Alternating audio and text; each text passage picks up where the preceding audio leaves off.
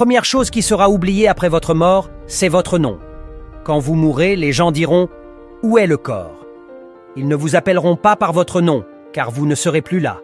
Quand ils prieront pour vous, ils demanderont « Où est votre corps ?» Mais ils ne parleront plus de vous comme d'une personne vivante. Quand vous serez enterré, les gens diront « Apportez le corps », mais personne ne dira votre nom. À ce moment-là, ce qui compte, c'est ce que vous avez fait dans cette vie. Ne vous laissez pas emporter par ce qui est temporaire. Votre famille, vos amis, votre argent, votre statut ou vos origines. Ces choses sont passagères. Ce qui compte vraiment, c'est votre vie après la mort avec Dieu. Le monde est petit et passager.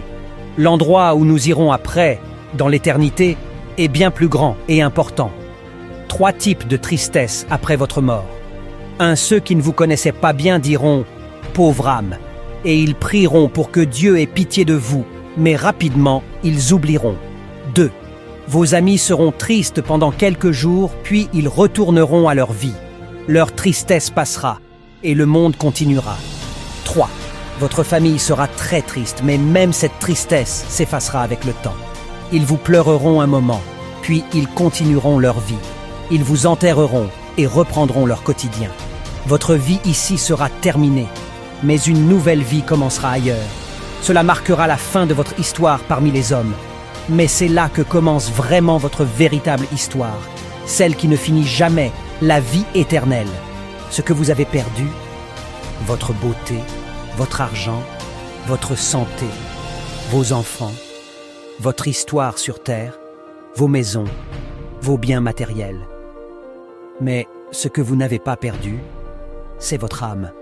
Après la mort, elle partira vers un endroit, soit avec Dieu, dans la paix éternelle, soit loin de lui, dans la souffrance. La question est donc, qu'avez-vous fait de votre vie? Avez-vous vécu comme Dieu vous l'a demandé, ou avez-vous ignoré sa volonté?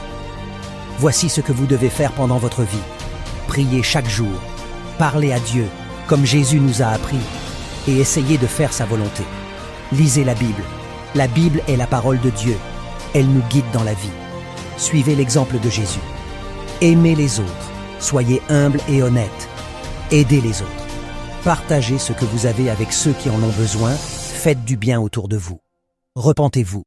Si vous avez fait des erreurs, demandez pardon à Dieu et essayez de faire mieux.